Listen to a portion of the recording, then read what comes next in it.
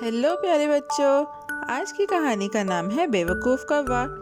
एक दफ़ा का जिक्र है एक रोशन बाग में जो एक खामोश गांव के पास था। एक चमकदार काला कौवा रहता था। उसे अपने आप को पानी के गड्ढों और चमकते पत्तों में देखना बहुत पसंद था। वो गरूर से चलता और सोचता कि वो सबसे खूबसूरत परिंदा है। वो दूसरे कौवों से दूर रहता और मोरों को चमकती आंखों से देखता। धूप में उसके पर चमकते और वो ख्वाब देखता कि सब लोग उसकी तारीफ करें। कौवे का गुरूर हर दिन बढ़ता गया। वो अपने आप को दूसरे कौवों से मिलाकर देखता और उन्हें आम सा समझता। वो खुद से कहता, मेरा रंग काला और बुरा है, मेरी सूरत खुरदरी है, इनके और मेरे दरमियान क्या मुकाबला हो सकता है। वो मोरों और उनके चमकते परों के बारे में सोचता। वो तसव्वुर करता कि लोग उसकी तरफ इशारा करेंगे और तालियां बजाएंगे। ये ख्याल उसके दिल में एक छोटे बीज की तरह बैठ गया और बढ़ने लगा। एक सुबह कौवे ने एक बहादुर मंसूबा बनाया। वो वही खूबसूरती उधार लेगा जो वो पसंद करता था। उसने सोचा, अगर मोर के पर मुझ पर हों तो लोग समझेंगे कि मैं भी मोर हूँ। उसने बाग और वो जगह देखी जहाँ मोर अपने ढीले पर छोड़ जाते थे। वो कूदा, झाड़ियों के नीचे ढूंढा और सबसे रोशन मोर के पर जमा किए। हर पर उसकी चोंच में एक छोटे सूरज की तरह लगता था। उसका जोश परों की तरह फड़फड़ाता था। कौवे ने एहतियात से मोर के पर अपनी टांगों पर लगाए ताकि वो चलते वक्त लटकें और चमकें। उसने उन्हें इस तरह सीधा किया कि हवा उन्हें हिलाए। उसने अपने काले पर संवारे और पानी के गड्ढे में आईने की तरह देखकर गुरूर से चलने की मशक की। उसका दिल उम्मीद से तेज धड़क रहा था। मोरों के दरमियान चलने का ख्याल एक ख्वाब जैसा लग रहा था। पर बांधकर उसने गहरी सांस ली और मोरों के रोशन ठिकाने की तरफ चल पड़ा। जब मोरों ने उसे अपने दरमियान चलते देखा तो वो हैरान रह गए। वो गुरूर वाले और शर्मीले परिंदे थे और उन्होंने देखा कि कुछ गलत है। मोर उसके करीब इकट्ठे हुए। परों की सरसराहट और ऊंची आवाज़ों के साथ उन्होंने उस अजनबी परिंदे को चोंचे मारी और उधार के पर खींचने लगे। कौवा चीखा और फड़फड़ाया। डरते डरते वो मोरों से भाग निकला। ज़मीन पर कई चुराए हुए पर छोड़ गया। वो दौड़ता रहा, दिल जोर से धड़कता रहा और बड़ी मुश्किल से अपनी जान बचाई।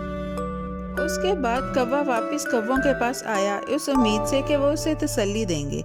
लेकिन दूसरे कौवे उसके गुरूर से तंग आ गए थे। उन्होंने उसके दिखावे वाली चाल या उधार के पर पसंद नहीं किए। गुस्से में उन्होंने उसे डांटा और भगा दिया। उन्होंने सख्ती से कहा कि उसने वो होने का ढोंग किया जो वो नहीं था। जाओ, उन्होंने कहा, तेरा यहाँ हमसे कोई मुकाम नहीं। तूने बड़ा बनने की कोशिश की और मोर बनने गया। अब जा और मोरों में ही रह।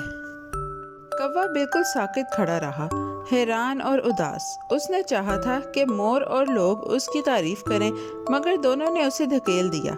मोरों ने उसके चुराए पर नोच लिए और कौवा ने उससे मुंह मोड़ लिया।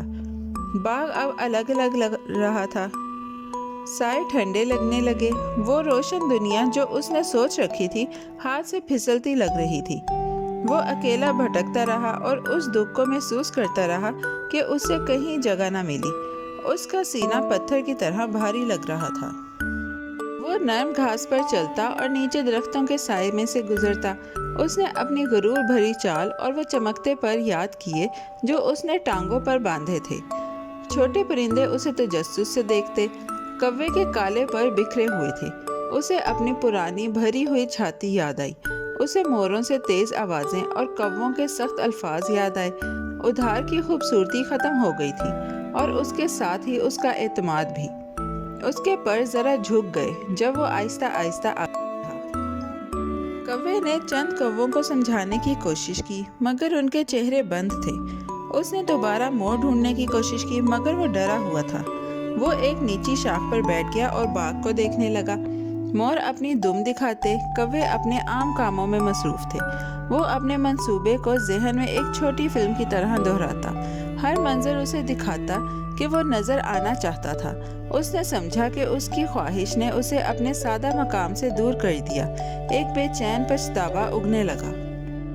दिन गुजरने के साथ वो और अकेला होता गया। वो पानी के गड्ढों के पास इंतज़ार करता ताकि अपना अक्स देख सके, मगर अब अक्स में सिर्फ एक थका हुआ परिंदा नजर आता।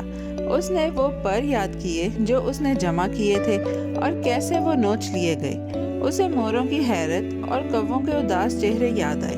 وہ چاہتا تھا کہ کاش وہ دوسروں کے ساتھ اور اپنے ساتھ مہربان ہوتا۔ اسے نہیں معلوم تھا وقت کیسے پلٹا جا سکتا ہے۔ وہ صرف دل میں نرم اور مسلسل پچھتاوا محسوس کرتا رہا۔ کبھی کبھی کوا کووں کے چھوٹے گروہ میں شامل ہونے کی کوشش کرتا، مگر وہ دور ہٹ جاتے یا اڑ جاتے۔ وہ شاخ سے شاخ پر کودتا اور آہستہ آواز دیتا، مگر کوئی اس کے پاس بیٹھنا نہ چاہتا۔ وہ موروں کو اپنی دم دکھاتے اور بچوں کو ان کے رنگوں پر تالیاں بجاتے دیکھتا اور اس کا دل دب جاتا۔ باغ آوازوں سے بھرا تھا، مگر وہ آوازیں اب اس کے قدموں کے ساتھ میل نہ کھاتی۔ وہ چاہتا کہ وہ پرانی سادہ محبت اور آسان دوستی واپس پالے جو اس نے چھوڑ دی تھی۔ آخر کار بیچارے کوے نے ڈھونگ کی اصل قیمت سمجھی۔ اس نے ادھار کے پروں سے اپنے آپ کو بدلنے کی کوشش کی۔ وہ موروں کے پاس گیا اور اپنے پر کھو دیے۔ کوے نے بھی واپس نہ لیا۔ وہ موروں کے ساتھ بھی نہیں رہ سکتا تھا۔ بیچارہ کوا پچھتاوے سے بھر گیا اور اس کے دل میں صرف ایک ہی سوچ گھومتی رہی، جو میں نے سوچا تھا وہ نہ ہوا۔ میں نہ ادھر کا رہا نہ ادھر کا۔ پیارے بچوں، آج کی کہانی یہاں ختم ہوتی ہے۔ بہت جلد ہم ایک نئی اور دلچسپ کہانی کے ساتھ واپس آئیں گے۔ Bye bye. پیارے بچوں، کیسی لگی آپ کو یہ کہانی؟ ایسی ہی مزیدار کہانیاں سننے کے لیے ہمارے چینل کو لائک، سبسکرائب اور شیئر کرنا مت بھولیے گا۔ Bye bye.